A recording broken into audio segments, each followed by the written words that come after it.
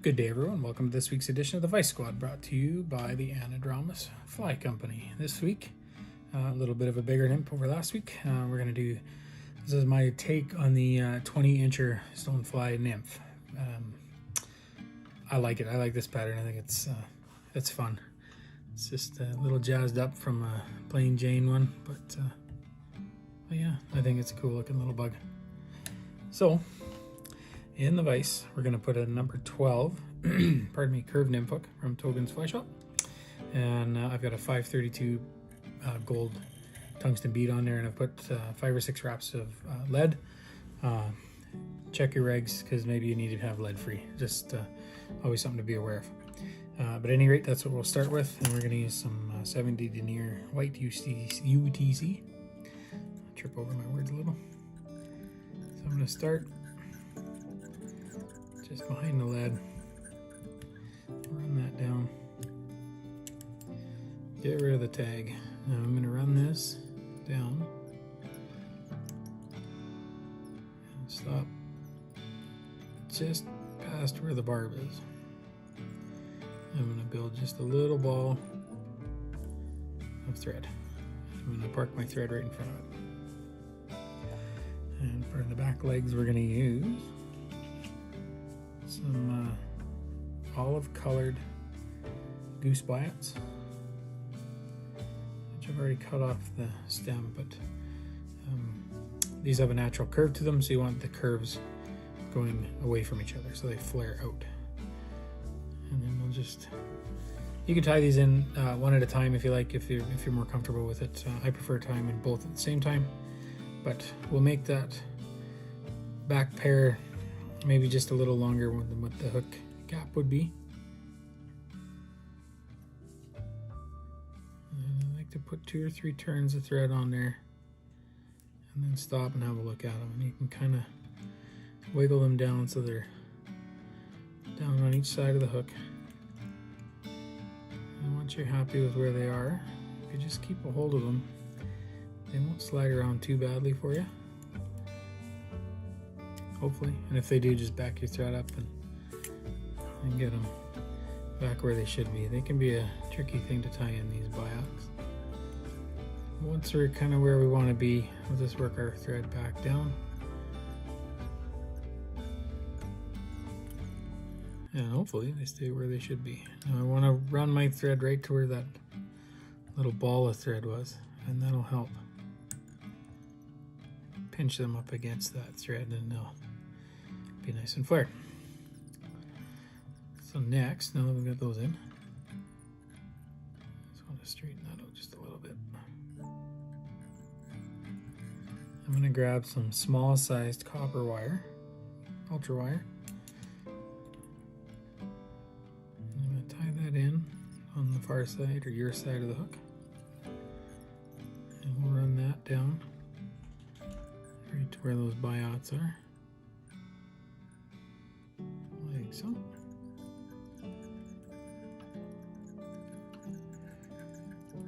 And then I'm going to grab some thin skin. Now I've cut this is black.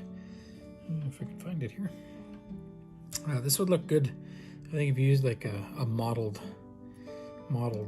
thin skin as well. The reference photos that I always took this off of just had plain black, but I think it looked pretty good if it was mottled and even colored as well. If you wanted to do like a golden stone, use a yellow one, or the darker stones use like the mottled oaky color one. Would look pretty cool.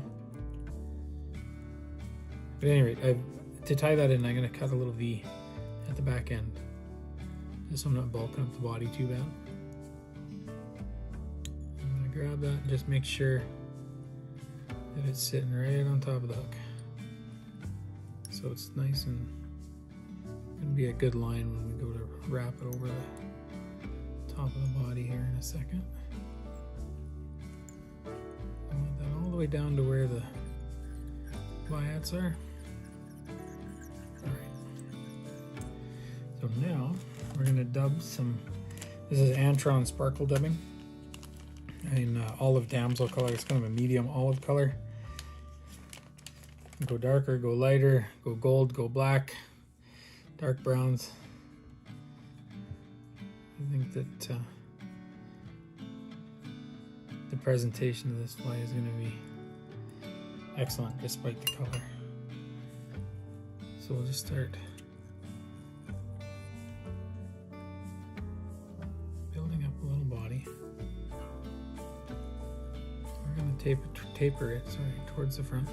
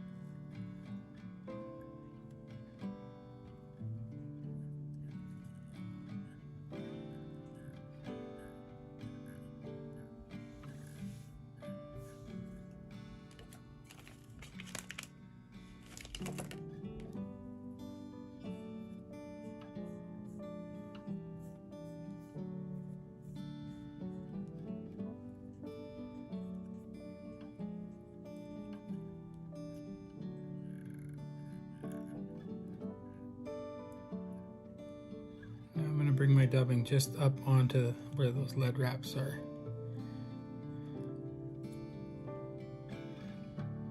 Like so. And then we'll grab that thin skin. I'm going to bring it right over the back. Keep it right on top.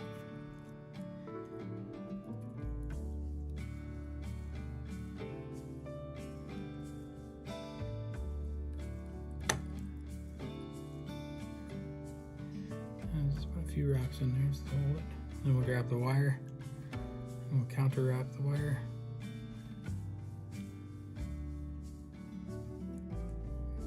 It's just some nice evenly spaced wraps.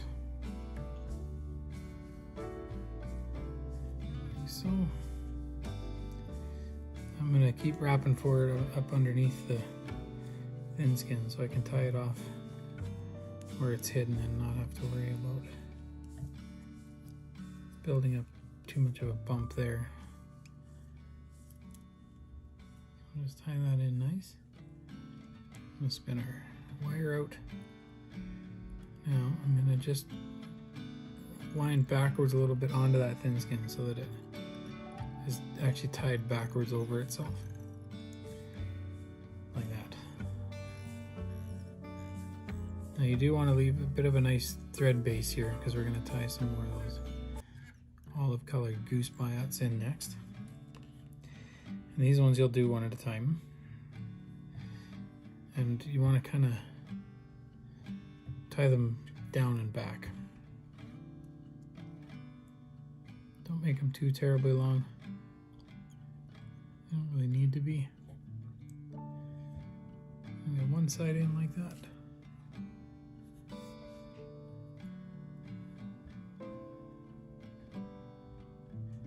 This one I'll just do a couple sort of loose wraps and then I can position it and get the length right to match the other one.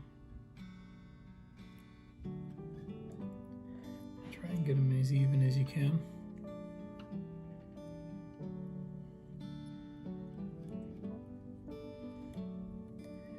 Like that, that's not too bad. Then we'll reach in there and we'll snip the butts out.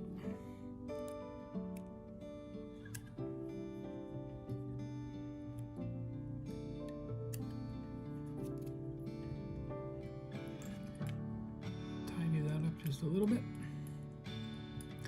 All right, next I've got some rubber legs here. You could use the round rubber legs. I didn't have any in orange, so I'm using the square ones. It's kind of a speckly look to them.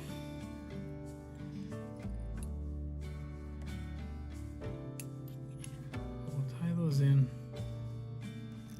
right on the side. Now I want to make sure that my tie-in point is as close to the body here as I can because I'm going to dub right over it. And you don't want to be able to see any of those thread wraps underneath. same to this side.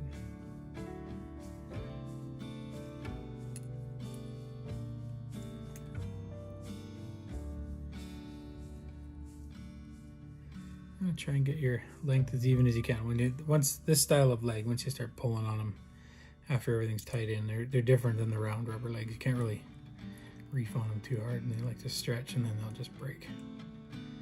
But once we've got that, both sides tied in, I'm gonna make a nice thread base here, but I'm gonna leave a bit open. I don't want to tie that right up to the bead, otherwise the legs will flare really funny.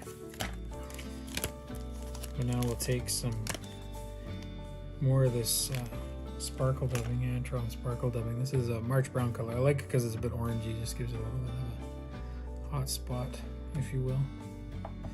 And we'll just spin a bit of that on there.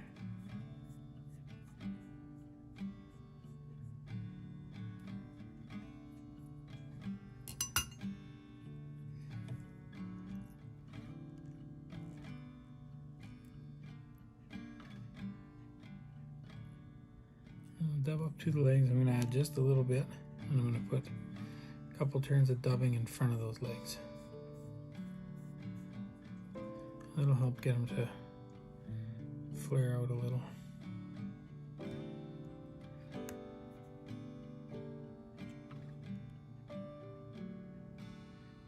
Like so. More or less kind of pointing backwards. Next we'll just grab our thin skin. And we'll finish that off, tie that in.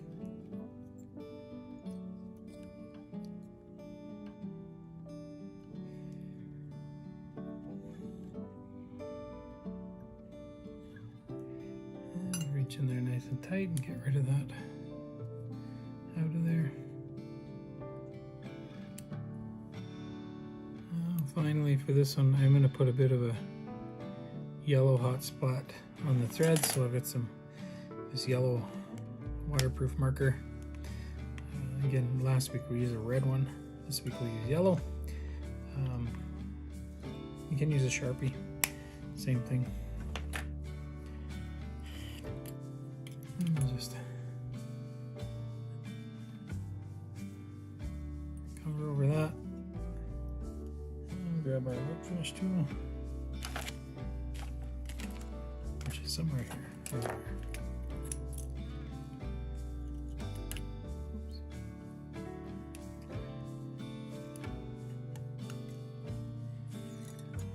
Put a few turns on that.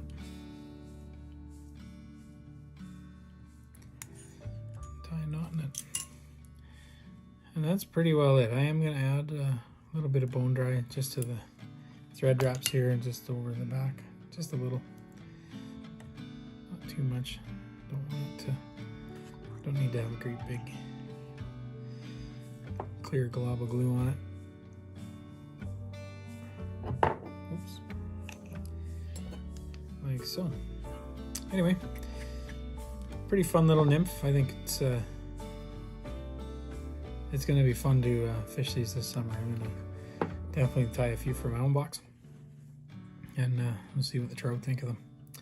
At any rate, yeah, if you enjoyed the video and you're new to the channel, please hit the subscribe button, hit the bell beside it. You won't miss any of the upcoming content.